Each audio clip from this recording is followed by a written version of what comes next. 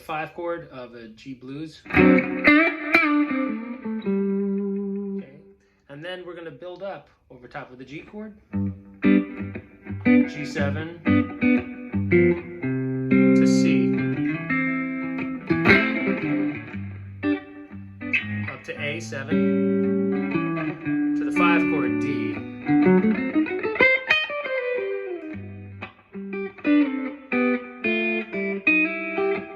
To C,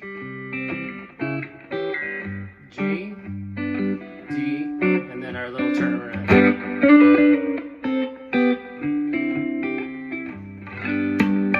Okay, that's the harmony that we're soloing over. And what we want to do is utilize these chromatic passing, I guess passages, not passing, but these little lines like that, to build tension, right? So what are we doing?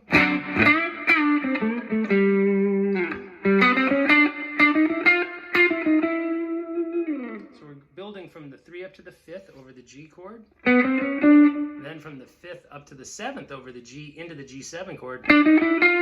So that would be where the chords went. Then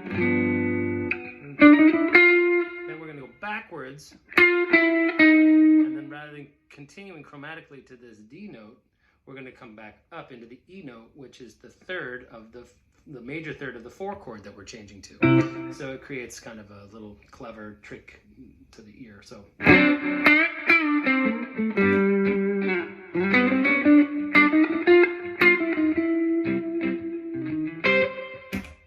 Just a little wiggle from flat third into third, and then up hitting a little horn stab type of idea over the C chord. Okay, then we're gonna go and tackle the G to A to D, which was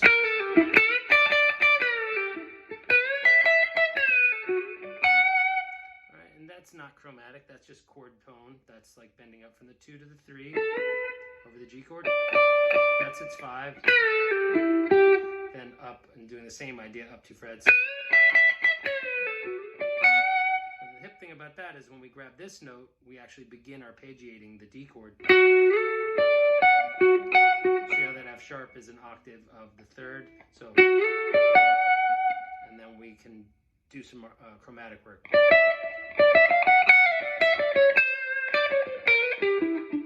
Something like that. Over the D chord, we're going to come up chromatically into its 3rd from the 2nd, and then chromatically go down, and then go to the D and go back chromatically.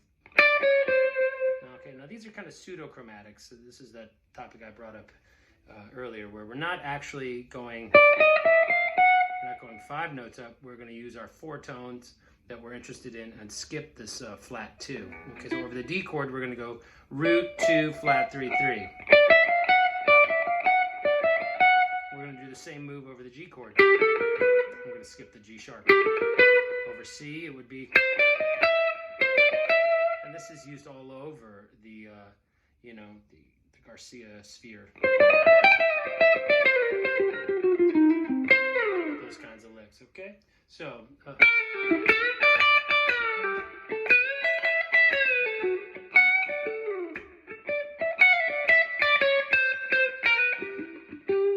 so we play that D7, something like that.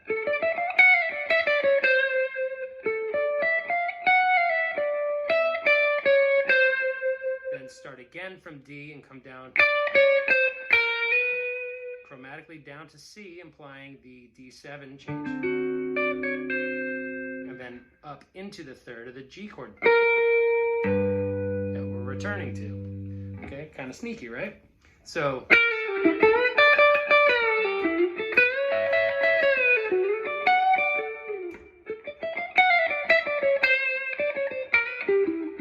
that's over the G chord. Pseudochromatic. Legit chromatic.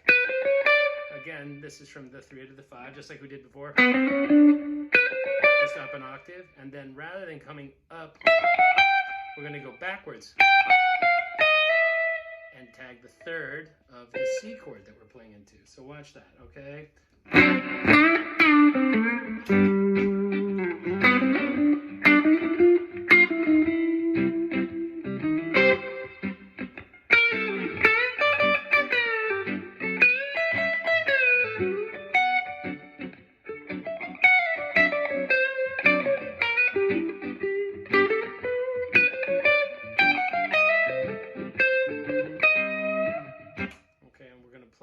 blue note by hanging on of it. And that is a ghost note, okay, that's allowing me to travel to that note. I could have gone and actually hit it, but I went to get it on the B string rather than, I don't know why, but I'm trying to teach you what I played in my take, okay? So that's a ghost note right before that bent. So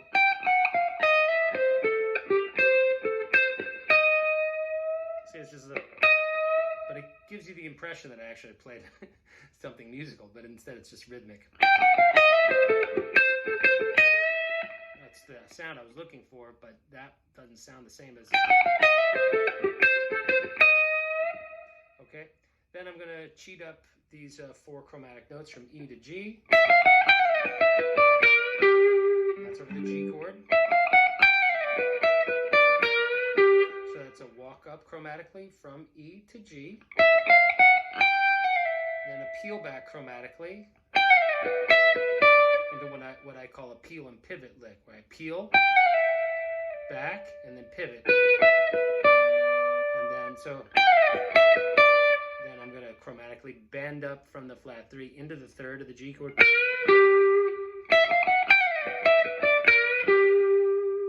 I'm anchored now on the G, so that's me making the G chord. Now I'm going to the D chord. I do the same idea, so just literally the same idea, just burp, not that creative of me, but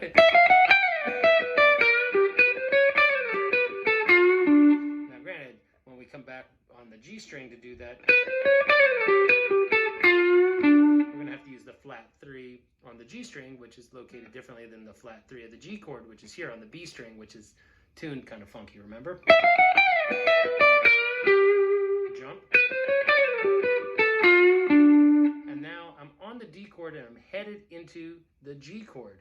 The 3rd is back here on the D string, so I went and did a chromatic descending from the 5th of the chord I'm playing into its 3rd.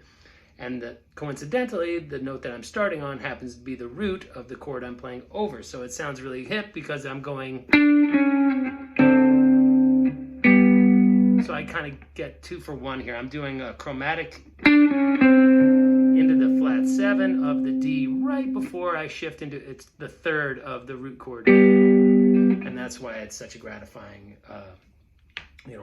cadence and resolution there. And I think I did some sort of way to get back into G. I can't remember. Oh no, I went. Yeah, one of those, which is kind of part of the. That's part of the tune too. So that's this chromatically descending 6ths, right? Which could be played there or here. Just too far for me to get to it from here, so I guess all in we were doing that.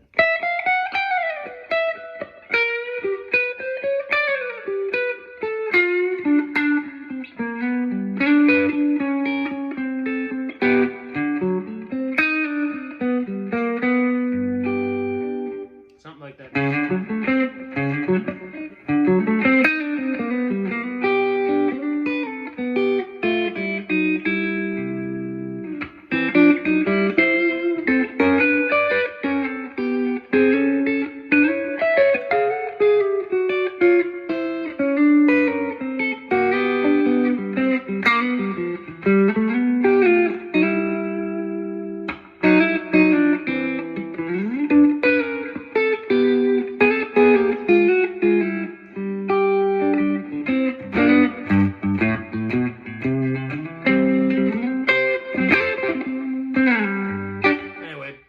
Amazing song, great song. If you don't know it, go check out the Ray Charles version. Hear somebody who, no offense to Jerry, I love Jerry's singing, but I happen to think that's at the top of his register and he's straining with it a little bit compared to the maestro. Ray Charles is such a badass singer. All right, so checking out the Ray Charles version as a good starting point, and then migrating back to your comfort zone of Grateful Dead with all the juicy killer guitar playing. All right, that's a great starting point for understanding chromaticism and how to connect the chords in a tasty, slow, shuffle blues in G. All right, So hopefully you guys can dig this. If you do, please like and subscribe to my channel. Like the video, subscribe to the channel. I'm told I'm supposed to ask for that. I'm not sure what I'm actually not sure what it does. I haven't made a penny off of these lessons from YouTube, but I do get folks asking for lessons from time to time, like in-person lessons. So if you want to do that, you know, I've got a bunch of students, but I still have some vacancies if you're into that. So you can reach out to me at jack_divine@hotmail.com if you like the style of teaching and the kind of work that I have under my belt.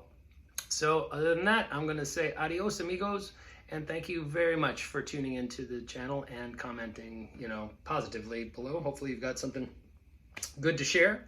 And if you do, don't be shy. All right, I'll see you around, and thanks again.